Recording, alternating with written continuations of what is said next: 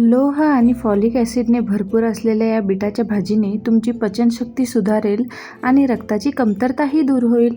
चला मग बनवूया पौष्टिक बीटाची भाजी. सर्वात आधी बीटाची साल काढून घ्यायची.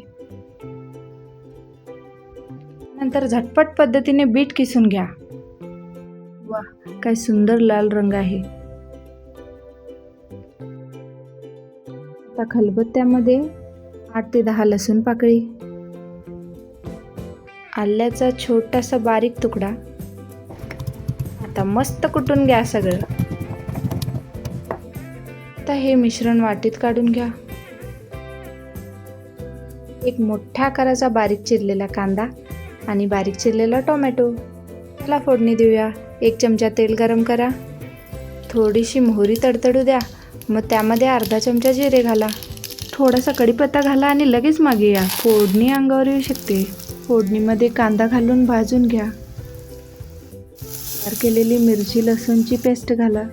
त्यानंतर टोमॅटो ॲड करा. मसाला भाजल्यानंतर त्यामध्ये 1 चमचा कांदा लसूण मसाला ॲड करा आणि परतून घ्या.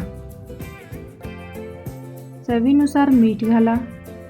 आता आपला लाल भडक किसलेला बीट घाला. छान असं परतून घ्या. अगदी 10 मिनिटात भाजी तयार होते. चवीला झणझणीत अशी छान लागते. झाकण घाला आणि भाजी शिजवून घ्या. आता आपली भाजी तयार झाली आहे, तर स्वच्छ धुतलेली कोथिंबीर घाला. छान दिसते ना भाजी? मग नक्की ट्राय करा आणि लाईक आणि शेअर करा.